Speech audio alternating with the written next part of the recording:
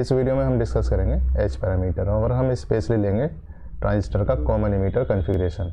हम पहले देखेंगे कि जेड पैरामीटर क्या होते हैं, वाई पैरामीटर क्या होते हैं और एच पैरामीटर या हाइब्रिड पैरामीटर का मतलब क्या है। इसके बाद हम देखेंगे जो 4 एच पैरामीटर हैं उन चारों एच पैरामीटर को किस ढंग से हम एक्सप्लेन कर सकते हैं, डिफाइन कर सकते हैं, उनकी यूनिट्स देखेंगे और उसको देखेंगे कि कॉमन एमिटर कॉन्फ़िगरेशन के लिए उसको किस ढंग से किस नए नोटेशन में लिख सकते हैं। और उसके बाद हम ट्रांजिस्टर का कॉमन एमिटर कॉन्फ़िगरेशन में एच पैरामीटर इक्विवेलेंट सर्किट बनाएंगे ताकि ट्रांजिस्टर का सर्किट एनालिसिस आसानी से किया जा सके। तो चलिए शुरू करते हैं।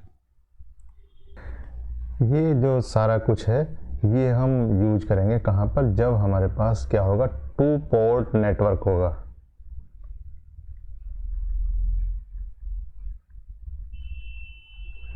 इस तरीके से हम कह सकते हैं कि हम इसे बॉक्स मान लें, इसके अंदर कोई बहुत बड़ा सर्किट है जिसे हम टेक्निकल लैंग्वेज में कहते हैं नेटवर्क। उसमें 2 इनपुट टर्मिनल हैं और 2 आउटपुट टर्मिनल हैं। इसे हम इनपुट पोर्ट कहेंगे, इनपुट पोर्ट, और इसे हम कहेंगे आउटपुट पोर्ट। तो हम कहने को क्या कह सकते हैं कि ये 2 पोर्ट है और चूंकि 2 टर्मिनल इनपुट पर होंगे और 2 टर्मिनल आउटपुट पर होंगे तो हम इसे 4 टर्मिनल भी कह सकते हैं।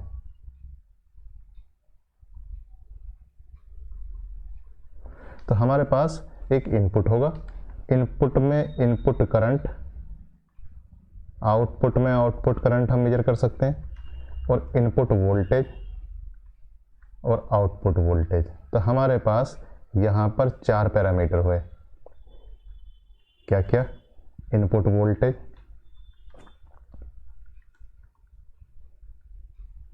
V1 input current,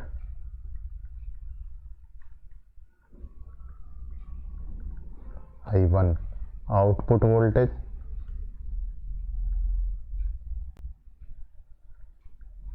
V2 output current,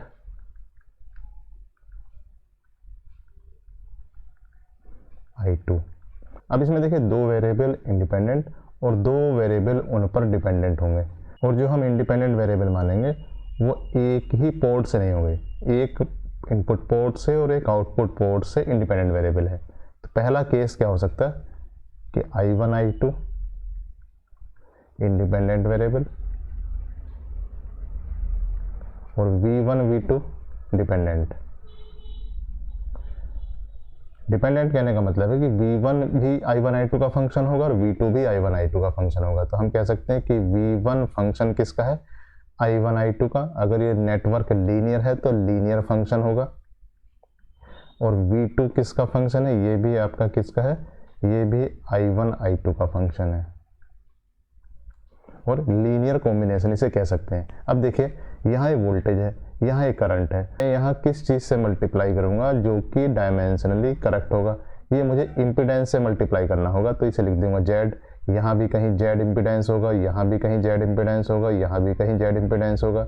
इन चारों को अलग अलग करने के लिए लिख सकता हूँ 1 1 1 2 2 1 2 2। इसका मतलब क्या हुआ, जो कॉन्स्टेंट्स हुए यहाँ पर, तो कॉन्स्टेंट्स देखिए, सब कॉन्स्टेंट्स की डायमेंशन क्या है, ये इम्पीडेंस है। तो इसे मैं कह सकता हूँ ये जेड पैरामीटर है।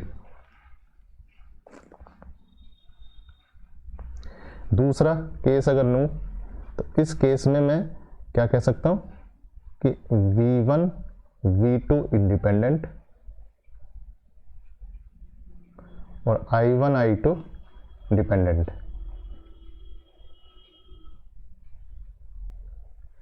मतलब I1 फंक्शन होगा किसका, V1 का और V2 का, और I2 भी फंक्शन होगा किसका, ये भी V1 का और V2 का फंक्शन होगा। अब V1 को किस चीज़ से मल्टीप्लाई करूं, जो I1 आ जाए, मतलब वोल्ट को किस चीज़ से मल्टीप्लाई करूं, जो करंट आ जाए, ये होगा एडमिटेंस। यहाँ भी एडमिटेंस होगा, यहाँ भी एडमिटेंस होगा, यहाँ भी एडमिटेंस होगा। इसको अलग अलग करने के लिए Y11 Y12 Y21 Y22। इसका मतलब ये 4 पैरामीटर हुए जिनमें सबकी डायमेंशन कितनी है, ये एक्चुअली y है या कि एडमिटेंस है, तो इसे मैं कह सकता हूँ y पैरामीटर। तीसरा केस क्या हो सकता है? तीसरा केस ये है, अब जो देखिए इंडिपेंडेंट वेरिएबल थे शुरू में करंट थे, दूसरी बार जो इंडिपेंडेंट वेरिएबल थे वो वोल्टेज थे। अब मैं जो इंडिपेंडेंट वेरिएबल लूँगा, एक वोल्ट लूँगा एक करंट लूँगा, मतलब मिक्स लूँगा या हाइब्रिड लूँगा, तो इसलिए इसका नाम हो जाएगा हाइब्रिड पैरामीटर।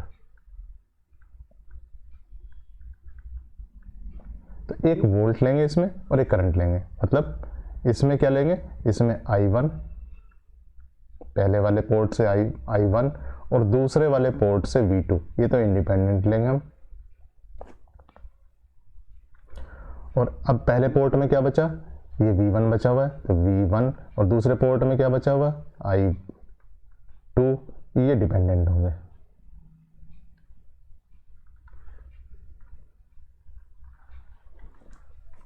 अब देखिए यहाँ पर इसका मतलब ये V1 डिपेंडेंट है, I2 डिपेंडेंट है, V1 किस पर डिपेंड कर रहा है, I1 पर और V2 पर। इसका मतलब यहाँ लिख देंगे I1 और यहाँ लिख देंगे क्या, यहाँ लिख देंगे V2, यहाँ लिख देंगे क्या, यहाँ लिखेंगे I1 और यहाँ क्या लिखेंगे, यहाँ लिखेंगे V2।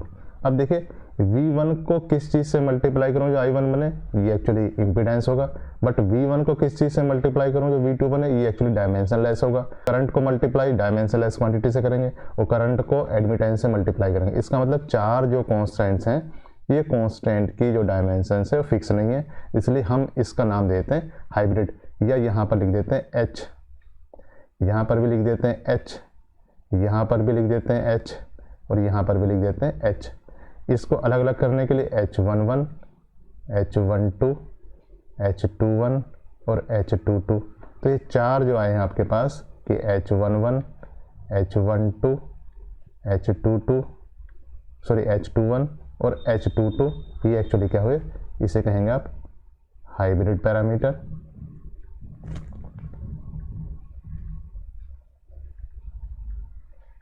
या H पैरामीटर। अब आपके पास ये चार H पैरामीटर हैं, अब इसमें एक एक को डिफाइन करेंगे, वो क्या है देखिए जब हमें चाहिए H11, तो पहली बात H11 हमें कब मिलेगा, H11 हमें तब मिलेगा जब हम V2 को जीरो कर देंगे, और जब हम V2 को जीरो करेंगे तो ये हो जाएगा V1/I1, क्योंकि देखिए जब V2 को जीरो करेंगे तो ये हो जाएगा V1 = H11I1 और H11 = V1/I1। इसका मतलब ये V1/I1 हो जाएगा कब, ये हो जाएगा तब जब V2 = 0 होगा। V2 मतलब आउटपुट की वोल्टेज 0 होगी। अब ये V/I एक्चुअली इम्पीडेंस है और दोनों ये इनपुट पोर्ट के हैं, तो इसको मैं कह सकता हूँ HI मतलब इनपुट पोर्ट के हैं दोनों के दोनों, और इसका कह सकता हूँ HI क्या है, एक्चुअली HI है इनपुट इम्पीडेंस।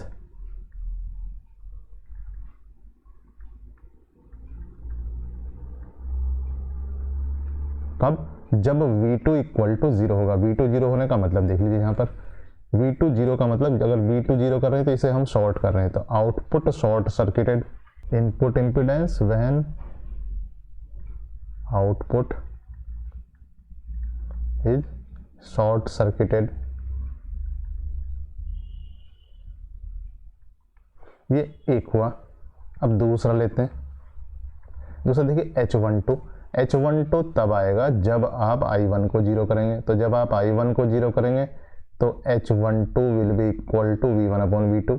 तो इसे देखते हैं, तो यहाँ देखिए H12 इक्वल टू V1/V2 कब, जब I1 = 0 रखेंगे तभी ये इक्वेशन इतनी बनेगी। अब ये है क्या, ये एक्चुअली वोल्टेज का रेशियो है, बट V2/V1 नहीं है, ये V1/V2 है, मतलब उल्टा है या कह सकते हैं रिवर्स है, तो ये HR कह सकते हैं, R का मतलब रिवर्स। तो ये वोल्टेज गेन तो है, वोल्टेज गेन तो एक्चुअली V2/V1 होता है, बट ये रिवर्स गेन है, तो ये HR को लिख देते हैं क्या है, तो HR क्या हुआ, ये हुआ रिवर्स वोल्टेज गेन व्हेन, अब क्या चीज़ है, I1 को जीरो किया हुआ है, I1 मतलब current, input current, when input input current zero कब होगा? जब उसमें कुछ लगाया ही ना हो। Input is open circuited.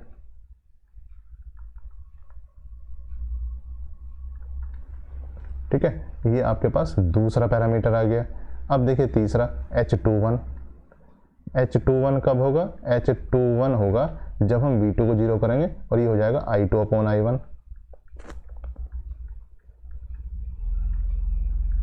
क्या है? V2 equal to zero. तो ये हो जाएगा, इसका नाम कितना हो जाएगा? ये एक्चुअली क्या है? Output current upon input current, या कह सकते हैं करंट गेन। किसमें? आउटपुट अपॉन इनपुट है तो ये फॉरवर्ड ही है, जैसे पहले वाले केस में रिवर्स था, ये फॉरवर्ड है। तो HF कितना हो जाएगा? Forward current gain when output is short circuited.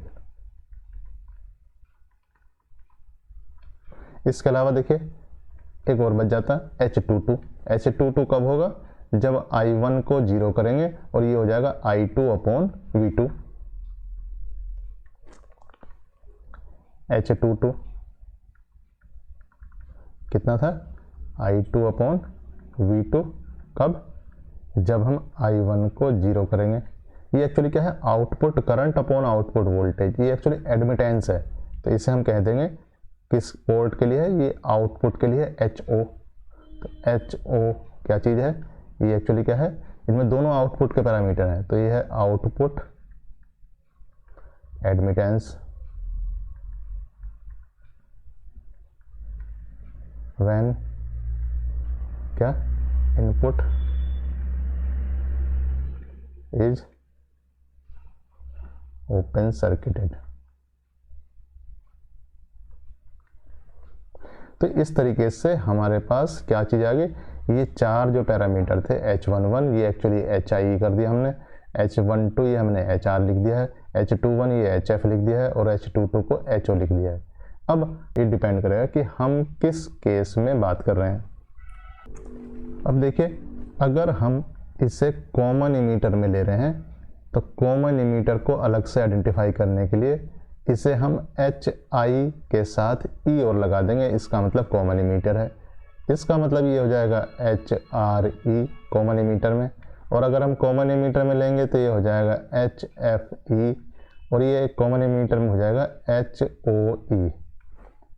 अब देखते हैं कॉमन इमीटर में इसे कैसे करेंगे। कॉमन इमीटर का सिंपलेस्ट डायग्राम ये हुआ, आपने एक ट्रांजिस्टर लिया, इसे हमने कहा कि NPN ट्रांजिस्टर है और ये इमीटर है, यहाँ बेस है, यहाँ से आपने कलेक्टर से बाहर निकाला। कॉमन इमीटर है तो इमीटर इधर भी है और इमीटर इधर भी है। तो इस तरीके से ये कॉमन इमीटर का सिंपलेस्ट कॉन्फ़िगरेशन हुआ। अगर मैं कहूँ कि ये मेरे पास एक बॉक्स है, इस बॉक्स में ये बंद है, तो हम ये कह सकते हैं कि हमारे पास क्या है?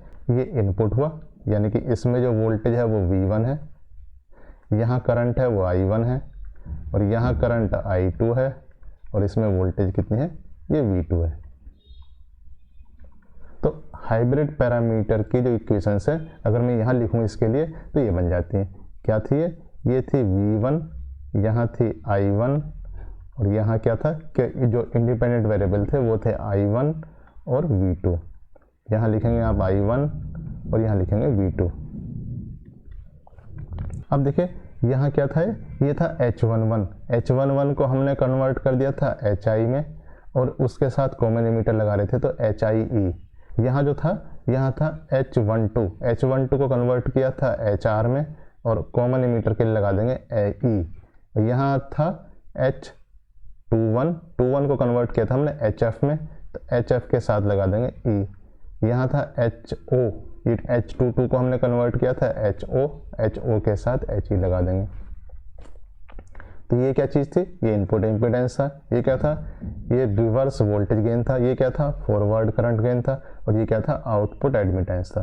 तो इस तरीके से इसकी यानी कि ट्रांजिस्टर की H पैरामीटर इक्विवेलेंट इक्वेशन ये बनती है। अब हम क्या करेंगे? H पैरामीटर के रेस्पेक्ट में इसका इक्विवेलेंट सर्किट बनाते हैं। अब हमारे पास जो इक्वेशन है इन इक्वेशन से हम एक सर्किट बनाते हैं। पहली इक्वेशन देखिए, पहली इक्वेशन में क्या है, अगर आप देखेंगे तो ये V1 एक्चुअली इन दो वोल्टेज का सम है। तो अब देखिए V1 एक्चुअली इन दो वोल्टेज का सम है, तो ये इनपुट बनेगा। अब इनपुट में क्या है, ये आपके पास दो वायर हैं, पहली इसमें करंट है I1, यहाँ वोल्टेज है V1। अब इसमें एक्चुअली इन दोनों वोल्टेज को सीरीज में लगाना है। अब करंट I1 है, I1 को HI, इसका मतलब I1 से HIE की मल्टीप्लाई कर देंगे तो पहली वोल्टेज आ गई, तो ये आ गई HIE, ये वोल्टेज आ गई। ये एक्चुअली वोल्टेज सोर्स है कि वोल्टेज यहाँ पर है, ये डायमेंशनलेस है, तो इसे मैं यहाँ पर लिख देता हूँ कि ये एक वोल्टेज सोर्स है जिसकी वैल्यू कितनी है, जिसकी वैल्यू है ये HRE V2। इसे मैं ऐसे कह सकता हूँ कि प्लस और ये माइनस। अब देखिए यहाँ पर जो वोल्टेज ड्रॉप होगा वो होगा HIE I1, ये पहला वाला है, और दूसरा जो वोल्टेज है ये है HRE V2, इन दोनों का सम V1 है, तो इसका मतलब ये इनपुट सर्किट बन जाता है। अब मुझे आउटपुट सर्किट बनाना है। आउटपुट में क्या कह रहे हैं कि जो करंट है, सॉरी यहाँ मैंने क्या लिख दिया है, ये एक्चुअली I2 था ना, V1 और I2। इसका मतलब ये कहना चाह रहे हैं कि जो करंट है I2 वो इन दोनों करंट का सम है। तो देखिए ये तो करंट ही है, क्योंकि करंट को डायमेंशनलेस क्वांटिटी से, और ये वोल्ट से करंट निकालना है, इसका मतलब ये एडमिटेंस है, तो एडमिटेंस से मल्टीप्लाई करना होगा। ये एडमिटेंस को कह सकते हैं पैरेलल में लगाना होगा। तो यहाँ क्या है, यहाँ हम लेंगे करंट सोर्स और उसके साथ हम जोड़ेंगे इसमें क्या, इसमें एक एडमिटेंस जोड़ेंगे पैरेलल में, और यहाँ हमारे पास क्या आ जाएगा, ये आ जाएगा V2, और ये क्या आ जाएगा हमारे पास, ये आ जाएगा I2। इसे मैं कह देंगे HOE। यहाँ क्या है बनाएंगे, यहाँ करंट सोर्स बनाएंगे, तो इसका मतलब क्या हुआ, ये करंट सोर्स हुआ। तो यहाँ क्या है, ये एक्चुअली करंट सोर्स हुआ, तो ये हुआ HFE I1, और इसमें जाने वाली करंट कितनी हुई, ये हुई HOE V2, और इसका मतलब इन दोनों करंट का सम ये I2 होगा। और ये इनपुट और आउटपुट को कनेक्ट कर देते हैं कॉमन इमीटर से, तो ये ट्रांजिस्टर का कॉमन इमीटर सर्किट बन गया। अगर आपको ट्रांजिस्टर एम्पलीफायर को मैथमेटिकली उसका एनालिसिस करना है तो ये ट्रांजिस्टर को हटाकर उसकी जगह हम ये बना देंगे H पैरामीटर इक्विवेलेंट, और उसके बाद सारे पैरामीटर देख लेंगे कि क्या क्या आ रहे हैं। तो इस तरीके से हमने H पैरामीटर को डिफाइन किया और ट्रांजिस्टर का H पैरामीटर इक्विवेलेंट सर्किट बना दिया है। Thank you.